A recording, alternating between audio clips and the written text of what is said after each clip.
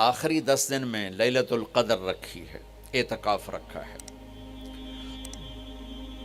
پہلی امتوں کے لیے یہ نہیں تھا کہ پچھلے سارے گناہ معاف ہو جائیں، یہ ہمارے لیے کہ ہمارے پچھلے سارے گناہ معاف ہو جاتے۔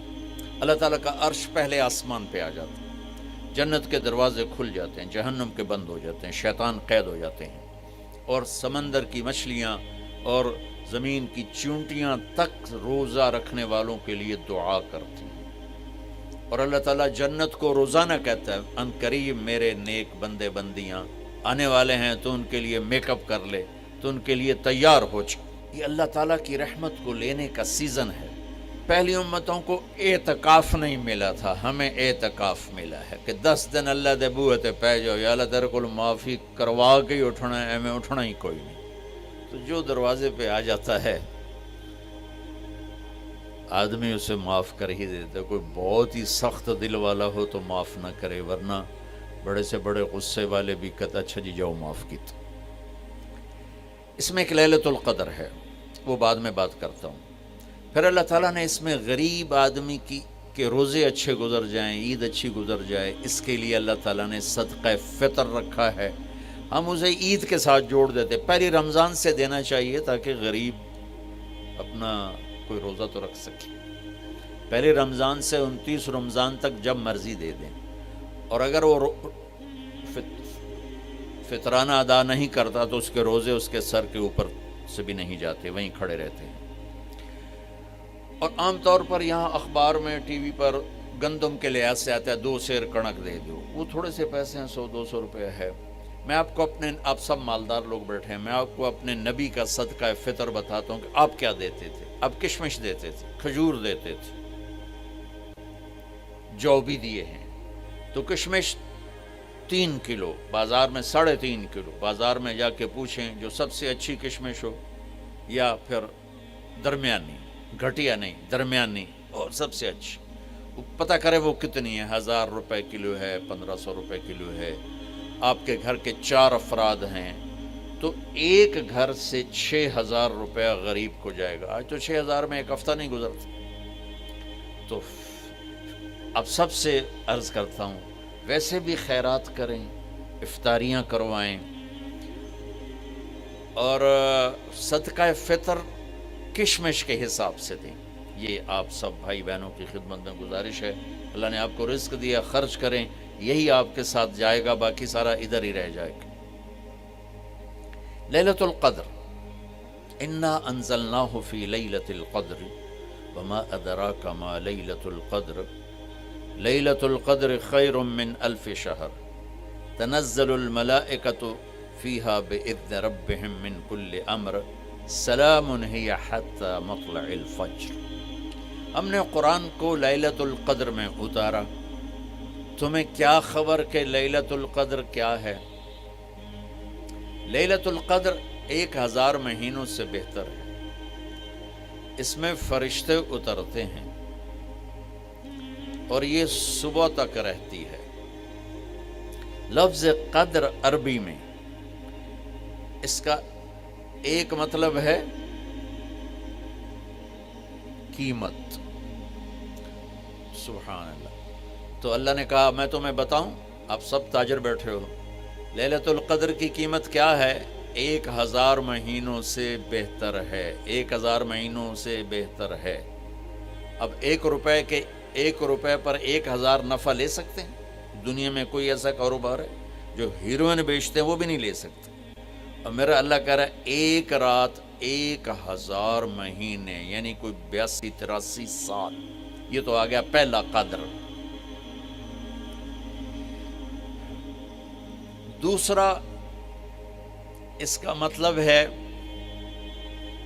تنگ پڑ جانا، تنگ پڑ فقدر علیہ رزقہ۔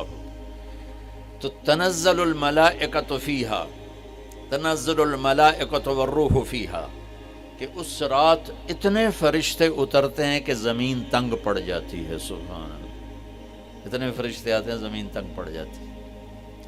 تیسرا مطلب ہے قدر،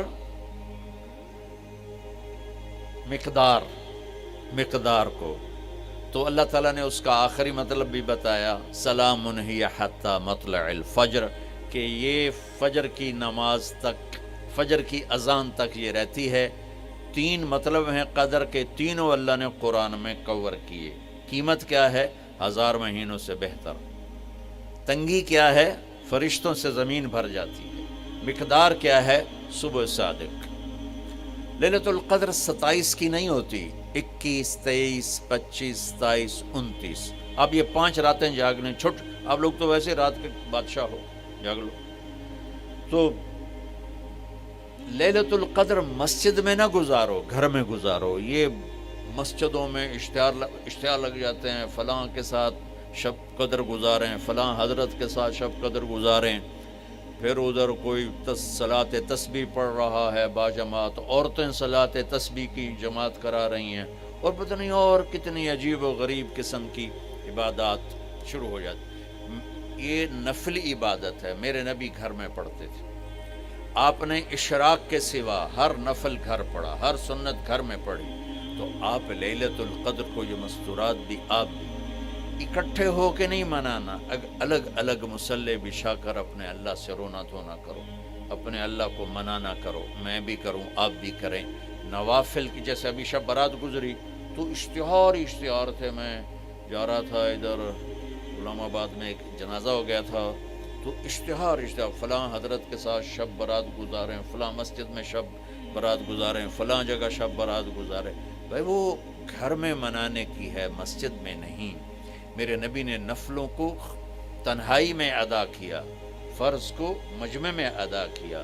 لیلۃ القدر میں جاگنا نفل ہے، اور پھر جب اکٹھے ہو جائیں گے لوگ اور عورتیں تو پھر ساتھ غیبت بھی چلے گی، اور ایک غیبت کا بول ساری رات کو اڑا کے رکھ دے گا۔ مردوں یا عورت اکٹھے ہو جائیں، غیبت سے تو بچتے نہیں، نہ ہی رک سکتے ہم۔ سندھ سے ہم بائی روڈ آ رہے تھے، کراچی سے بائی روڈ جماعت تھی، تو وہ راستے میں بڑی غیبت کریں، نوجوان تھے سارے نئے نئے، میں چپ کر کے سنتا رہا۔ جب کوئی 2 دن گزر گئے نا تو ہمارے پاس بڑی وین تھی، میں نے کہا بچوں ایک نصیحت کرتا ہوں کہ غیبت نہ کیا کرو، مذاق کرو، ہنسا کرو، کھیڑا کرو، غیبت نہ کرو۔ تھوڑی سی میں نے اس پہ بات کی تو بڑے متاثر ہوئے، کہا جی ٹھیک ہے انشاءاللہ آئندہ بالکل نہیں کریں۔ کوئی آدھا گھنٹہ گاڑی میں سناٹا رہا، آدھے گھنٹے کے بعد ایک بولے مولانا جی غیبت نہ کریے تو پھر گلاں کی کریے۔ یہ میرا کلچر ہے، لہٰذا عورتیں عبادت کے لیے بھی اکٹھی ہوں گی تو غیبت شروع ہوگی، مرد مسجد میں اکٹھے ہوں گے وقت ضائع ہوگا، غیبت شروع ہوگی۔ میرے بھائی بہنوں، ہر نفل کو گھر میں گزار، اپنے گھر کو بابرکت بناؤ، اپنے گھروں میں نفل پڑھو، تلاوت کرو، ذکر کرو۔ صرف اشراق کے نفل میرے نبی مسجد میں پڑھتے تھے 2 رکعت، باقی ہر نفل آپ نے مسجد میں ادا کی۔ تو یہ چند چیزیں رمضان کے متعلق میں نے عرض کی ہیں۔ اب ایک بڑی اہم بات میں آپ کے سامنے عرض کرنا چاہتا ہوں، رمضان کی دولت کسے ملے گی، رمضان کی برکات کس سے ملیں گی، اور کون محروم ہو جائے گا؟